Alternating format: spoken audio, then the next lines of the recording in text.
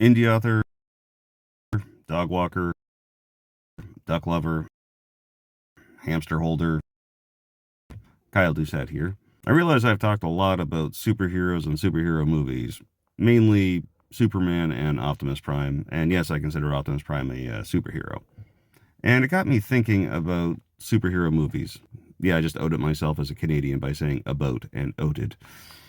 And I realized I don't know anyone who has a favorite movie that is in the category of a superhero movie. That really puts them into a genre of their own because there are great superhero movies, but they don't really seem to meet the criteria for great films.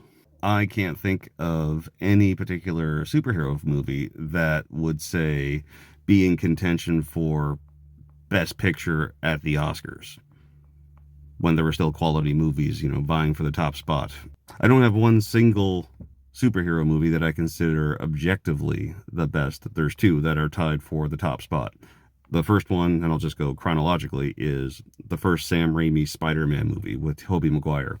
That movie is perfect because it's one of the few superhero films that anybody who has no knowledge whatsoever of these characters, although everybody knows who Spider-Man is, they have a general idea. Thwap thwap and whatnot.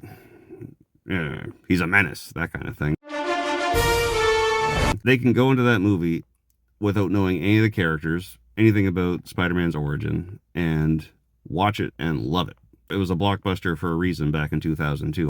I think the only part that really doesn't hold up is that the high school is filled with 30-year-olds. Maybe a couple of early 40-year-olds there too. Otherwise, it is definitely tied for first place in the category of best superhero movie ever made.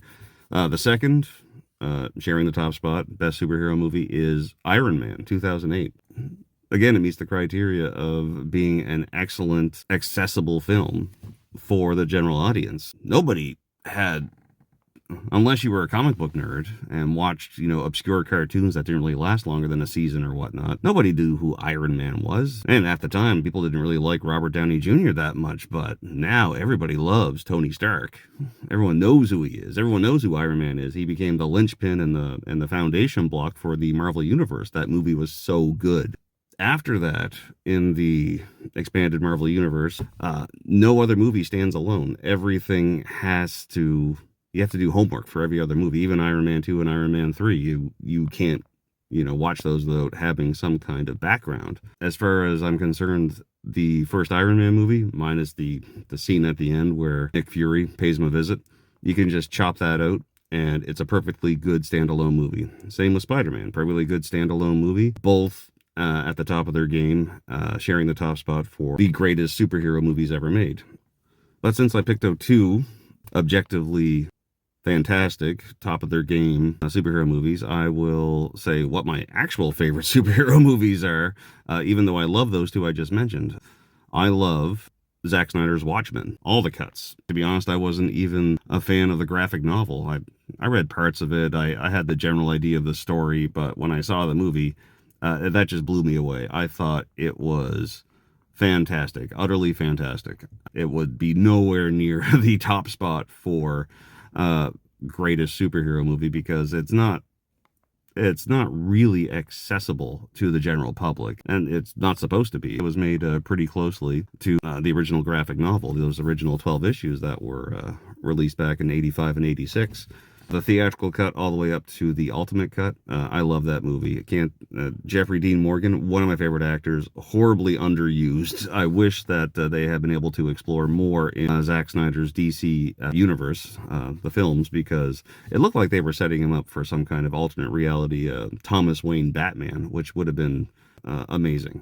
I guess he's doing well with The Walking Dead or whatever spin-off he's in. But yeah, I haven't watched that show in a very long time. My other favorite superhero movie that is tied with Zack Snyder's Watchmen is X-Men Days of Future Past. I love that movie, even though I'm not a big fan of Bryan Singer's and the other multiple X-Men movies. There wasn't a whole lot of superhero movie fare in the 90s and the early 2000s, so we watched them, but I I could take them or leave them, but it is not accessible to the general public. You have to watch like at least 3 of the other X-Men movies to know what's going on or have some knowledge of the comic book characters. And even then, if you just have knowledge of the comic book storyline, which was just 2 or 3 issues back in the 80s, it doesn't quite fit. One of the reasons it is my favorite superhero movie, or one of them, is because it shares something with Watchmen. There's a lot of characters and a lot of themes explored. Definitely helps that there's a sci-fi alternate timeline time travel background. There's no time traveling in Watchmen, but it is an alternate timeline. So yeah, those are my 2 favorite superhero movies, and those are the 2 objectively best superhero movies ever made. I suppose honorable mentions could be the original Superman Christopher Reeve movie, but as much as I love Christopher Reeve, I don't think the original Superman movie holds up. It's just based too much on a bygone era of comic books that no one is really interested in anymore. Another shout out to the 1989 Batman movie. The reason why that doesn't have the top spot, it doesn't really deal with his origin. And the reason why I put Iron Man and Spider-Man in the top spots is because those movies deal very, very well in telling the origin stories of these characters in an interesting way. Speaking of alternate timelines, I suppose that's one of the reasons why I do love Watchmen and the X-Men Days of Future Past films, because that is something I'm working into my own series of novels. They come out at night, and Larry's Cabin, working on a 3rd. The stories happen over 2 separate timelines. Eventually, maybe book 5 or 6, I'm going to explore the fulcrum point, where things deviate.